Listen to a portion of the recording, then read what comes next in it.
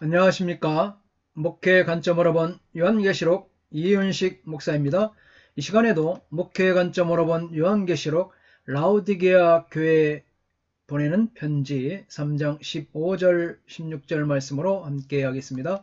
내가 내 행위를 아노니 내가 차지도 아니하고 뜨겁지도 아니하는도다. 내가 차든지 뜨겁든지 하기를 원하노라. 오이다스 타 에어가 호티 우델 부시클로스 에이 울텔 제스토스 오페론 부시클로스 에스 엘 제스토스. 직역을 보겠습니다.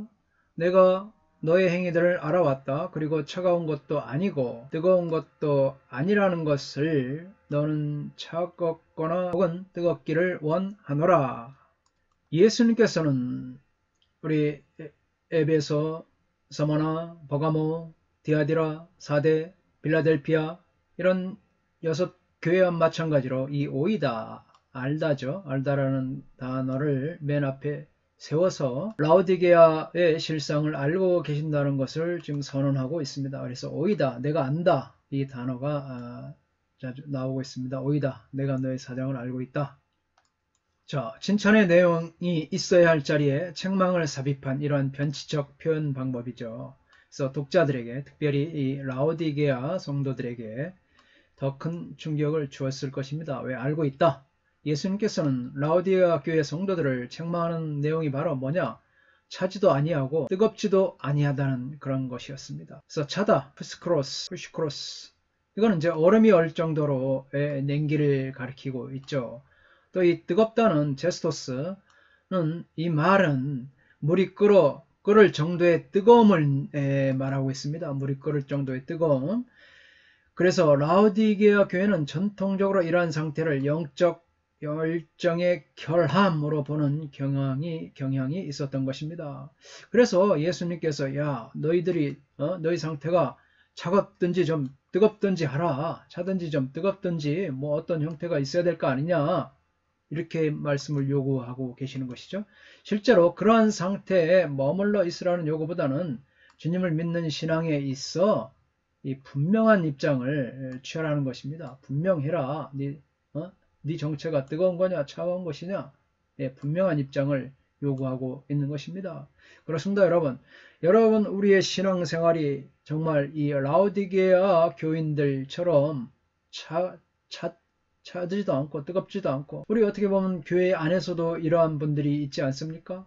교회는 다니지만 자신의 상태가 지금 뜨거운지 아주 냉철한, 차라리 이성을 가지고 말씀을 받아들이든지 아니면 열정적인 뜨거운 신앙으로 신앙생활을 하든지 그렇지도 않고 이것도 아니고 저것도 아닌 상태, 이건 아주 여러분이 곤란한 상태입니다. 이러한 분명한 입장을 취하는 것은 영적 열정과 밀접하게 관련이 되죠. 왜냐하면 이 영적 결함이죠. 이런 차갑지도 않고 뜨겁지도 않은 이 영적인 결함은 무엇이냐? 바로 위선적이라는 거예요. 위선적. 또 결단력이 없고 이 우유부단하며 타협하고 입으로만 고백하고 기계적인 예배만 있고 삶의 열매가 전혀 없는 이 모습이 바로 이 차지도 않고 뜨겁지도 않은 그런 모습입니다. 여러분, 지금 내 상태가 차갑습니까? 뜨겁습니까? 여러분, 내 교회가 지금 차가운 열정을 가지고 있습니까? 아니면 뜨거운 믿음을 가지고 있습니까? 어떤 것입니까? 우린 분명한 입장을 취해야 되는 줄 믿습니다. 차지도 아니하고 뜨겁지도 아니하다. 되지 못하고 된 줄로 아는 가정한 상태이다. 또 그리스도께서 혐오하시고 버리시는 대상이다. 폐해적 요소의 상태, 기회주의적 상태, 자칭 훌륭한 그리스도인이라고 믿는 상태, 그리스도인과 세상 사람의 중간 상태, 이름만 가진 복음에 무관심한 신자, 그렇죠? 차지도 않고 뜨겁지도 않은 것, 이런 분들이 이렇게 설명을 했습니다. 차지도 아니하고 라는 것은 골로새 지역에서 분출되던 매우 신선하고 이 정결한 물을 배경으로 하고 있습니다. 뜨겁지도 아니하고는 히에라폴리스라는 도시에서 약용으로 사용되던 뜨거운 물을 배경으로 하는 그런 표현이라고 할 수 있습니다. 그래서 앞에서도 언급했던 것과 같이 여기서 또한 차지도 아니하고 뜨겁지도 아니하다 라는 은의적 표현의 사용은 그 당시 삶의 정황에서 그 출처를 찾아볼 수가 있습니다. 차지도 아니하다, 차지도 아니하다. 이것은 이 골로새 지역에서 이제 분출되던 매우 신선하고 정결한 물을 배경으로 하는 표현이죠. 또 뜨겁지도 아니하다. 이건 이제 히에라폴리스라는 도시에서 약용으로 사용되던 뜨거운 물을 배경으로 하는 표현이라고 할 수 있습니다. 그래서 이 앞에서 언급했던 것처럼 이 라오디게아는 바로 이 물질적 부유함에도 불구하고 한 가지 결함이 있었습니다. 그것은 바로 그 도시 자체가 자체적으로 물을 공급할 수 없었다는 데 문제가 있었습니다. 이 도시는 이 데니질리죠. 이곳에서 물을 갖다 파이프를 통해서 공급받았습니다. 그런데 이 파이프를 통해 라오디게아까지 오는 과정에서 바로 이 미지근해져 버리는 것이죠. 그래서 이 물이 먹기에는 아주 이 구토가 날 정도였다고 합니다. 여러분, 이 우리나라의 이 상수도 시설, 수돗물 시설은 이거 아주 축복받은 것입니다. 유럽의 그 도시들, 바로 석회암으로 이루어진 석회에 물이 많이 섞여 있죠. 그래서 물값도 비싸고 물이 질이 안 좋은 거예요. 우리나라가 얼마나 축복받은 그런 나라인지 이 물만, 외국에 나와서도 이 물만 봐도 알 수가 있습니다. 그래서 이처럼 이 라오디게아는 자체로 공급할 물을 갖고 있지 않았죠. 라오디게아가 교역로 교차 지점에 세워진 것은 이 자연적인 이점이 때문이 아니었습니다. 자연적 이점이 없죠. 물도 제대로 공급받는 도시가 아닌데, 그런데도 불구하고 이 도시가 형성된 것은 바로 이 상업적이고 이 군사적인 이점 때문에 도시가 설립이 된 것입니다. 바로 이 상업적이고 군사적인 이점 때문이었습니다. 이러한 정황이 바로 15절의 말씀과 특별히 16절에서 말하는 미지근하여 뜨겁지도 아니하고 차지도 아니하다 라는 이 말씀의 배경이 되는 것이죠. 히에라폴리스에서 나는 약용의 뜨거운 물과 골로스에서 나는 차고 정결하여 건강을 촉진시켜주는 물은 모든 사람들에게 이제 유용하죠. 그러나 이 데니질리라는 곳에서 파이프를 통해 운반되는 이 물이 바로 이 미지근해서 먹기에 참으로 역겨울 수밖에 없습니다. 그러므로 예수님은 라오디게아 성도들에게 적어도 그러한 토하고 싶은 심정에 이 미지근한 물처럼 되지 말고 이 사람들에게 유익한 차가운 물이 되든지 뜨거운 물이 되든지 둘 중에 하나 선택을 해라, 이렇게 말씀하고 있는 것이죠. 16절 말씀 보겠습니다. 신실치 못한 결과에 대한 경고는 뭐냐?